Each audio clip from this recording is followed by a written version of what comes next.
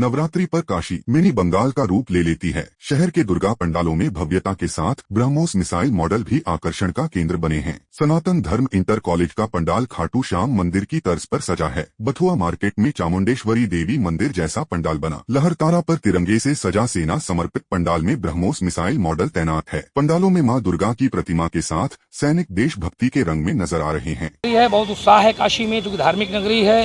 ये प्रधानमंत्री जी का क्षेत्र है, मुख्यमंत्री जी का निरंतर यहाँ आवागमन है। एक वीआईपी क्षेत्र है और यहाँ जनता भी पूरे पूर्वांचल से आती है। तो बड़ी पंडाल जो हमारे हैं वो अपने जय मछुद्राना दुर्गा पूजा हो, टाउन हॉल हो, अपने यंग बॉयज़ क्लब है, अपना सनातन धर्म है और प्रीमियर बॉयज़ क्लब है, शिवपुर मिनी स्टेडियम है। सब जगह बड़े ही आकर्षक पंडाल और लाइटिंग सजावट है। कहीं खाटू श्याम जी पधार रहे हैं, कहीं मल्लिकार्जुन है, कहीं जो है केदारनाथ जी पधारे हैं। एक पंडाल का स्वरूप है उसमें। तो ये आकर्षण का केंद्र है। काशी के लोग आवें और आकर के पूरे पूर्वांचल से लोग काशी में दर्शन करें और अंदर इसका दुर्गोत्सव का आनंद लें। सप्तमी तिथि से पंडाल खुल चुके हैं। 7वीं से 9वीं तक भक्त दर्शन के लिए उमड़ रहे हैं। दशहरे पर मां का विसर्जन होगा। कानपुर से शुरू हुआ आई लव मोहम्मद विवाद अब महाराष्ट्र के लातूर तक पहुंच गया। औसा शहर में मुस्लिम समुदाय ने आई लव मोहम्मद के समर्थन में एक विशाल रैली निकाली। यह जुलूस किला मैदान से शुरू होकर तहसील कार्यालय तक पहुंचा। हजारों की संख्या में लोग आई लव मोहम्मद लिखी तख्तियां लेकर शामिल हुए और नारे लगाए। मुकद्दस हस्तियां चाहे मुसलमानों की हो चाहे हिंदू धर्म की हो, ये कायदे कुल्लिया और ज़ाब्ता बनाइए कि कोई भी किसी की मुकद्दस हस्तियों के बारे में गुस्ताखी नहीं करेगा। हमारे तरफ से भी अगर राम के ताल्लुक से या हिंदू मजहब के ताल्लुक से कोई बुराई या ऐसे अल्फाज कहे जाते हैं, आप हमें भी गिरफ्तार कीजिए। लेकिन बार बार राय का पर्वत बनाना, खौफ को, डर को, गम को इतना बयान करना कि राय का पर्वत बनाकर बस ये कहना कि औला मोहम्मद लिखने की बुनियाद पर जो है गिरफ्तारियां करना या एफआईआर दर्ज करना, ये बात काबिले मजम्मत है। और बाज लोग इसको सियासी नजर से देखना चाह रहे हैं। सियासत से हमारा दूर दूर तक कोई लेना देना नहीं है। मोहम्मद सल्लल्लाहु अलैहि वसल्लम से मोहब्बत ये हमारा बुनियादी अकीदा है।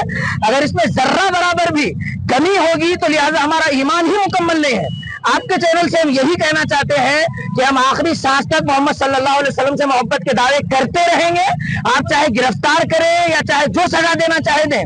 हमारी तरफ से भी अगर कोई गुस्ताखी होती है आपके मुकद्दस हस्तियों के ताल्लुक से, आप हमें गिरफ्तार कर लीजिए, सजा दीजिए। लेकिन हमेशा एक ही पैगाम को लेकर किसी और टॉपिक को ना लेना, सिर्फ सियासी दुकान चमकाने के लिए या आपकी ताकत का, इख्तिदार का, कुव्वत का गलत इस्तेमाल करना। याद रखिए, अबू दाऊद के अल्फाज हदीस के दो चीजें ऐसी हैं जिसकी सजा अल्लाह तबारक तआला दुनिया में देता है। उसमें से एक चीज है जुल्म। अगर जुल्म जब हद से ज्यादा होगा तो अजाब के कोड़े बरसेंगे। खूब ज़हन में रखना चाहिए। आई होप बात समझ में आ गई होगी। मौलानाओं ने ऐलान किया कि रैली पूरी तरह शांतिपूर्ण रहेगी। जुलूस के बाद प्रतिनिधियों ने तहसीलदार के माध्यम से राष्ट्रपति और प्रधानमंत्री को ज्ञापन सौंपा, जिसमें कानपुर में बराफात जुलूस के दौरान बैनर हटाने और एफआईआर की घटना पर सख्त कार्रवाई की मांग की गई।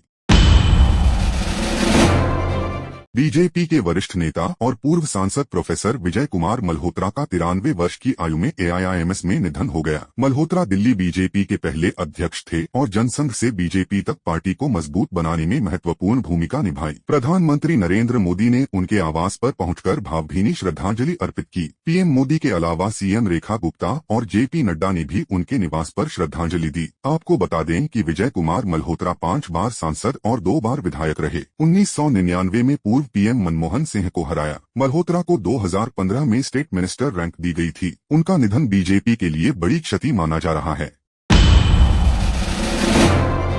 नवरात्रि की धूम में गुजरात के जामनगर के जलानी जार चौक पर 325 साल पुरानी पुरुष गरबी का आयोजन हुआ। देर रात पुरुषों ने धोती कुर्ता मुग और चोगा पहनकर माथे पर चंदन लगाया। केवल ढोलन गाड़े पर गरबा किया। कोई लाउडस्पीकर या वाद्य यंत्र नहीं। कलाकार स्वयं गाते हैं। सप्तमी पर ईश्वर विवाह और हवन होता है। दशहरे की रात कनकई की धुन पर माताजी को विदाई दी जाती है। ग्रामीणों ने कहा कि आधुनिकता का कोई प्रभाव नहीं पड़ा। यह ऐतिहासिक परंपरा सदियों से चली आ रही है। इस साल यहाँ मैं गरबी लेने के लिए 50 साल मेरा पूरा हुआ है। 50 साल ये हुआ है।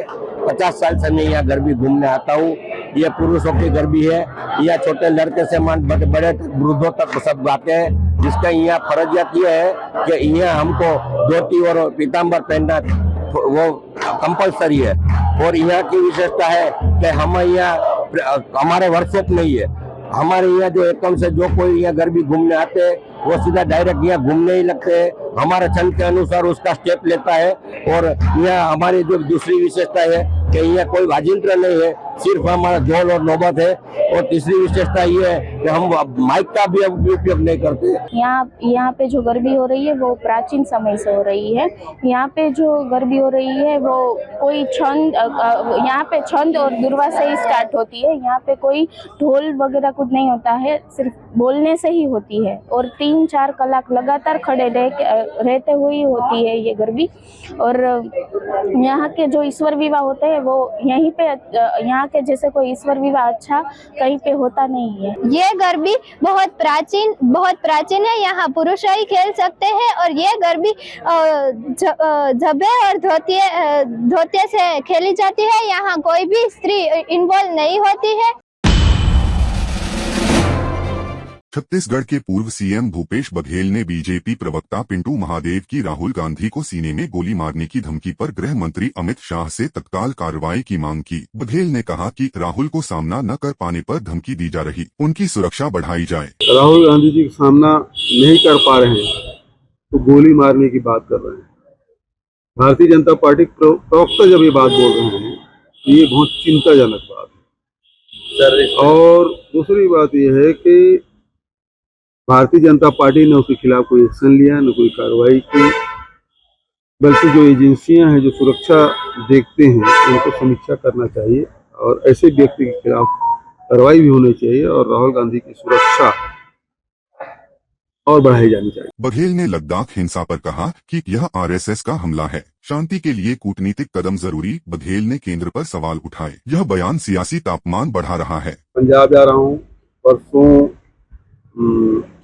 विस्तारित कार्यकारिणी की बैठक है और जिसमें अभी और जोर गद्दी छोड़ का आयोजन सभी प्रदेशों में हो रहा है, क्योंकि पंजाब में अतिवृष्टि के कारण से और मानवीय चूक के कारण से जो बाढ़ आया था उसमें सब लोग लगे हुए थे। तो इस कारण से थोड़ा सा विलम्ब हुआ, लेकिन जो हस्ताक्षर अभियान है तो पूरे जोर शोर से चल रहा है। उसकी समीक्षा भी होगी और आगे की रणनीति